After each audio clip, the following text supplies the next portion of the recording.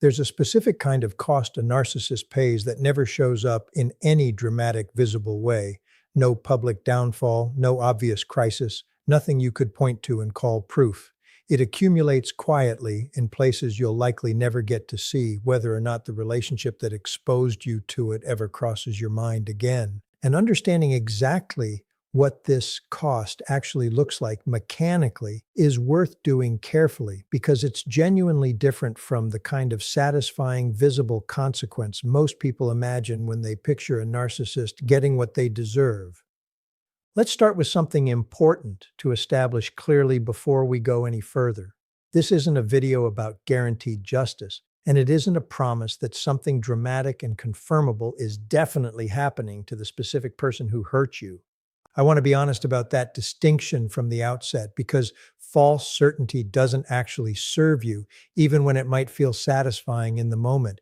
What this video is about is something quieter and, in its own way, more reliable. The structural, mechanical costs that accumulate as a natural consequence of how narcissistic psychology actually operates over time, regardless of whether any single instance of it ever becomes visible to you. Here's the foundational concept worth understanding first, because everything else builds on it. A narcissist's relationships across an entire lifetime tend to follow a pattern of diminishing returns, even when each individual relationship looks, from the outside, like a fresh start with genuine potential.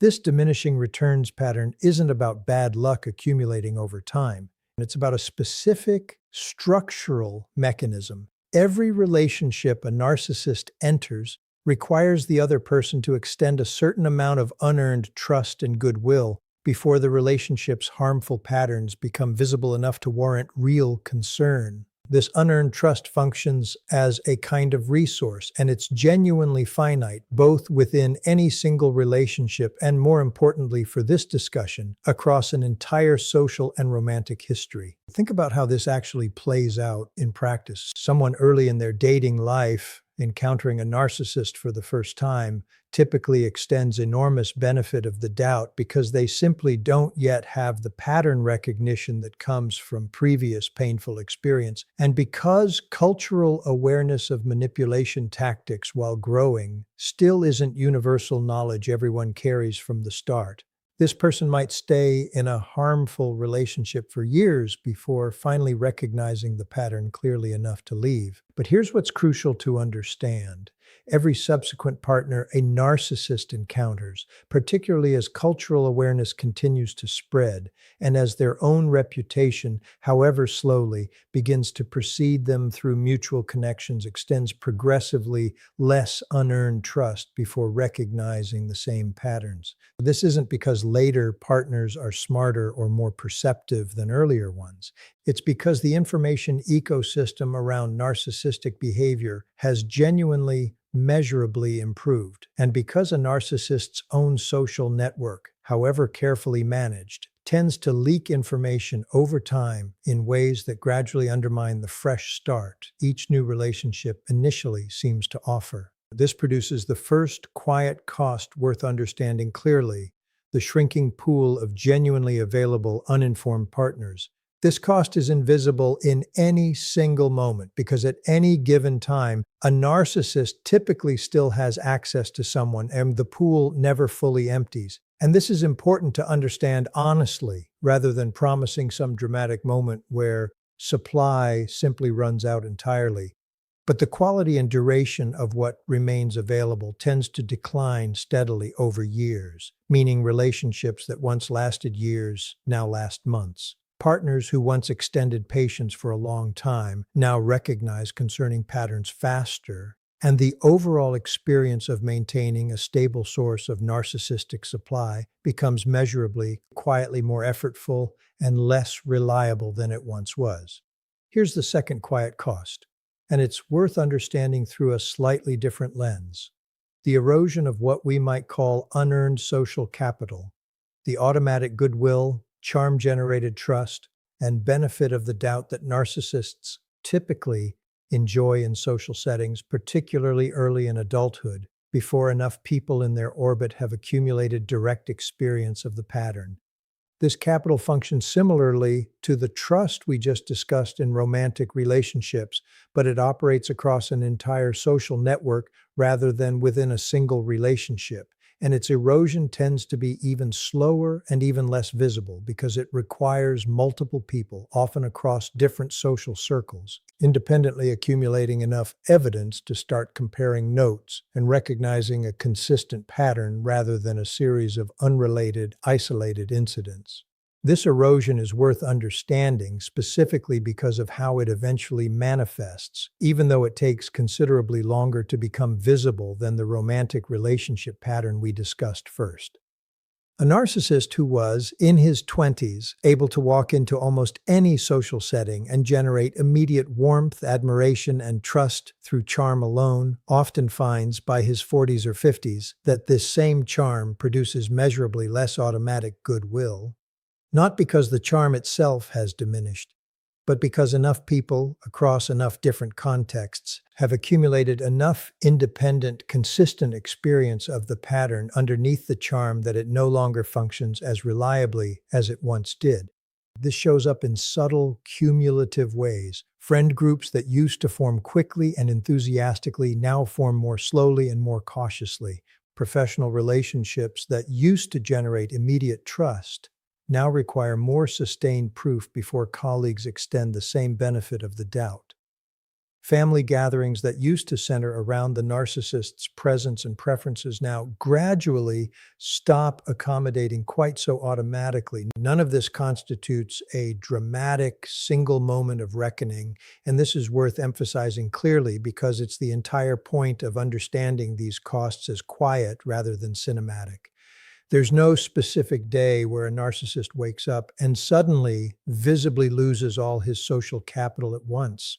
What actually happens is a slow, compounding decline, invisible in any single interaction but measurable over a long enough timeline as a genuinely different quality of life than what was available to the same person 20 years earlier. Fewer people extending automatic trust, more people asking harder questions sooner. A social and romantic landscape that requires increasingly more effort to navigate successfully using the same tools that once worked with relatively little effort at all. Let's talk about the third quiet cost, and this one operates internally rather than socially, which makes it even harder to observe from the outside, but arguably more significant in terms of its actual impact on a narcissist's day-to-day experience of life. This is the cost of what we might call unprocessed accumulation, the psychological weight of every relationship that's ended the same way, every friendship that's quietly frayed, every professional opportunity that's mysteriously failed to develop the way it should have, none of which ever gets consciously connected into a coherent pattern, because doing so would require exactly the kind of honest self-examination we've discussed at length in earlier videos as something narcissistic psychology is specifically structured to avoid. Here's what's worth understanding about how this unprocessed accumulation actually functions, because it explains a specific observable quality that people who've known a narcissist for a long time, decades rather than years, often describe sometimes without fully understanding what they're actually seeing. There's a particular kind of exhaustion, a diminished vitality, sometimes even visible in physical presentation and energy, that tends to develop in narcissists over long enough timelines. And it's worth understanding this as a genuine, measurable phenomenon rather than simply wishful thinking on the part of people who'd like to imagine some form of visible consequence eventually arriving. This exhaustion isn't guilt in the conventional sense. We've discussed extensively why genuine guilt, requiring honest acknowledgement of harm caused, remains largely inaccessible to this particular psychological structure. It's something more diffuse and, in its own way, more corrosive. The cumulative weight of never actually resolving anything, of every relationship ending in some version of the same unaddressed pattern, of every friendship requiring the same effortful management to sustain, without ever once accessing the kind of genuine relief that comes from actually working through a difficulty rather than perpetually avoiding it. This is worth understanding through a specific analogy that might make the mechanism clearer.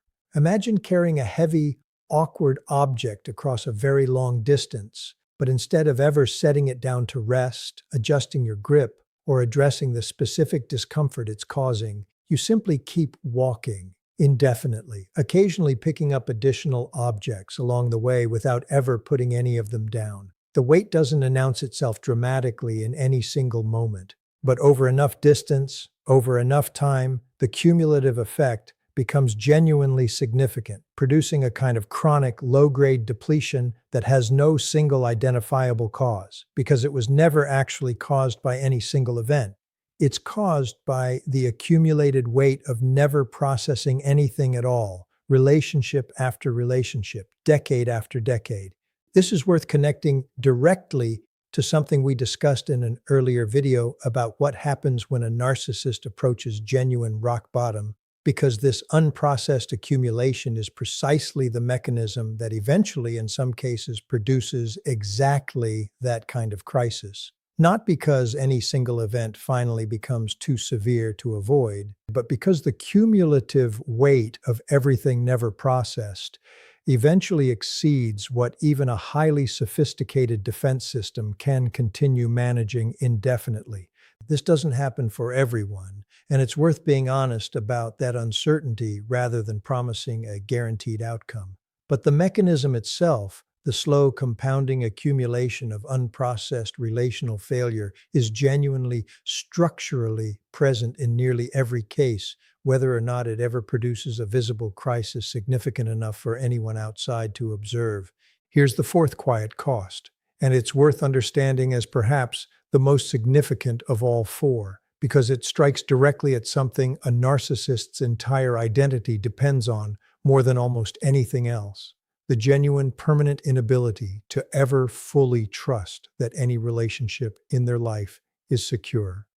This might initially seem counterintuitive, given how much of narcissistic behavior appears to project confidence, even arrogance, about one's own value and desirability. But underneath that projected confidence, something much more fragile tends to develop over a long enough timeline of relationships ending the same way, friendships fraying under the same predictable pressures, professional opportunities failing to materialize despite genuine talent and genuine effort in other areas.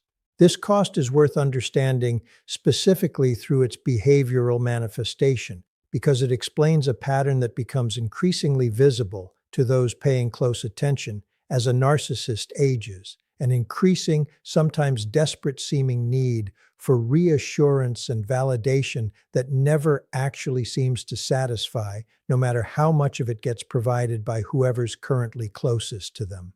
This isn't simply vanity intensifying with age, though it can look that way from a distance. It's the natural consequence of decades spent accumulating evidence at some level of awareness that's rarely fully conscious, that no relationship has ever actually proven durable enough to survive contact with their authentic patterns over the long term.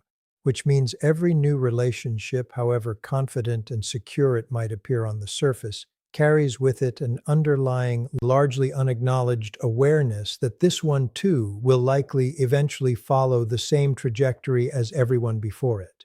This is worth understanding as genuinely structurally different from ordinary relationship anxiety that most people experience to some degree. Ordinary relationship anxiety typically responds, at least partially, to reassurance and to accumulated positive evidence over time. A relationship that survives several years of genuine testing tends to produce increasing security in most people, because the accumulated evidence of durability genuinely does update the underlying anxiety.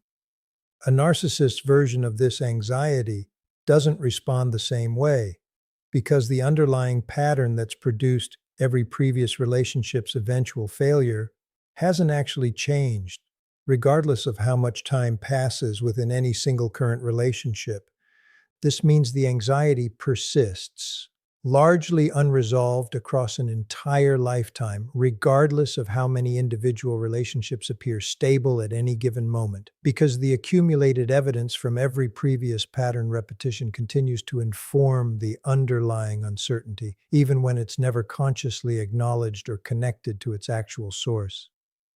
I want to be honest about something important as we bring together these four quiet costs: the shrinking pool of available partners, the eroding social capital, the unprocessed accumulation of relational weight, and the persistent unresolvable relationship anxiety, because it would be dishonest to present these as certainties that definitely apply in exactly this form to every single narcissist without exception. These are patterns genuinely well documented and genuinely consistent across a large enough population, but individual variation exists, and some narcissists, through some combination of factors, including genuine wealth, social status, or simply enough continued access to fresh, uninformed sources of supply, manage to delay or partially avoid some of these costs for remarkably long periods. This honesty matters because promising guaranteed universal consequence isn't actually more helpful to you than understanding the genuine, well-documented mechanisms at play, even when those mechanisms don't always produce identical guaranteed outcomes in every single case. So what does all of this actually mean for you, standing on the other side of a relationship with someone who may be experiencing some or all of these quiet costs, whether or not you'll ever receive any confirmation of it? This is where the discussion needs to turn fully toward your own life, because everything we've walked through so far describes a process happening almost entirely outside your awareness, disconnected from your own timeline, and largely unconfirmable no matter how long you wait or how carefully you watch for evidence of it. Here's the first thing worth understanding clearly. These four quiet costs are real, mechanically grounded in how narcissistic psychology actually functions over long timelines, and genuinely likely to be accumulating in some form to some degree for the specific person who hurt you. This isn't wishful thinking or comforting fiction. It's a reasonably well-supported description of how these patterns tend to unfold across a lifetime, based on consistent, observable mechanisms rather than simple hope that the universe eventually balances itself out. You're allowed to hold this understanding as genuinely true, even without ever receiving direct personal confirmation of how it's playing out for the specific narcissist in your own history. Here's the second thing, and it's the more important one for how you actually carry this forward. Understanding that these costs exist doesn't mean your own healing should be organized around waiting for evidence of them. This distinction matters enormously, and it's worth being direct about it because there's a natural, understandable temptation, once you understand a mechanism like this clearly, to start watching for signs of it, checking social media for evidence of shrinking social circles, listening for mutual friends' comments that might confirm eroding trust, interpreting any piece of information that reaches you as potential confirmation that the quiet costs we've discussed are actually landing. This temptation is worth naming directly because indulging it, even in small ways, keeps you tethered to a story that was never actually designed to be witnessed by you in the first place. These costs accumulate slowly, privately across decades, largely invisible even to people in close daily contact with the narcissist experiencing them. You are exceptionally unlikely to ever receive clear, satisfying confirmation of how this process is unfolding for your specific narcissist. And building your own sense of resolution around eventually receiving that confirmation sets you up for a very long, very uncertain wait that was never actually necessary for your healing to be complete. This is where the real, practical value of understanding these quiet costs actually lives. And it's worth stating directly, this knowledge is meant to release you from a specific kind of unfinished business, not to give you something new to monitor.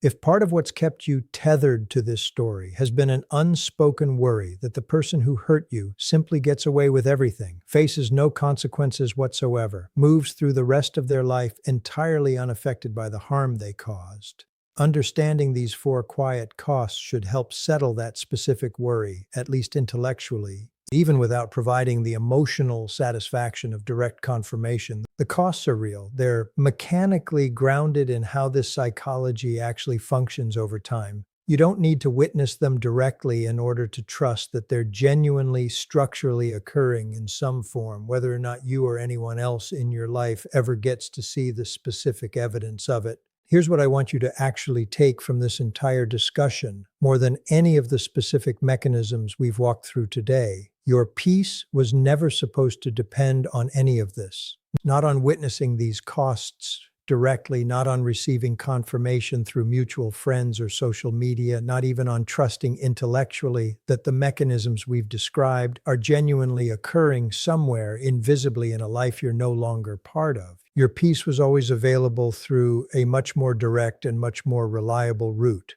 one that doesn't require any external confirmation at all, because it was never actually contingent on anything happening to them in the first place. This is worth understanding as the actual final point underneath everything we've discussed in this video, because it applies regardless of which specific narcissist you're thinking about, regardless of how severe or mild their particular pattern of harm was, and regardless of whether the four quiet costs we've described end up landing heavily, moderately, or barely at all in their specific case. The relationship between your healing and their consequences was always more tenuous than it might feel in the middle of processing real pain. Not because their consequences don't matter or don't exist, but because your healing was always something you were capable of generating entirely on your own terms, built from your own growth, your own boundaries, your own rebuilt sense of what you deserve. Regardless of what happens on the other side of a story you're no longer required to keep watching. If you're currently holding on to this exact question, wondering whether the person who hurt you is actually paying any real price for what they did, whether these quiet costs are genuinely accumulating somewhere you'll never see, whether justice, in whatever form it eventually takes, is actually coming, I want you to hold two things simultaneously as we close out this discussion. First, that the mechanisms we've described today are real, well-documented, and genuinely likely to be operating in some form in the life of the person who hurt you, whether or not you'll ever receive confirmation of it. And second, that this understanding was always meant to be the end of your search for that confirmation, not the beginning of a new, more informed version of watching and waiting for it. They may be experiencing exactly what we've described today, a shrinking pool of people willing to extend them unearned trust, an eroding reservoir of social capital that once came easily and now requires increasing effort to maintain, a private, unprocessed weight accumulating quietly beneath a life that still, on the surface, looks fine, and a persistent, unresolvable anxiety about whether anything in their life is actually as secure as it appears. Or they may have found ways to delay or partially avoid some of these costs for reasons that have nothing to do with anything you did or didn't do. Either way, what matters now is simply this. You understand the mechanism, you trust that it's genuinely grounded in how this psychology actually works, and you're finally fully free to stop waiting for proof of something you were never actually required to witness in order to build the rest of your life on your own solid, unshakable ground.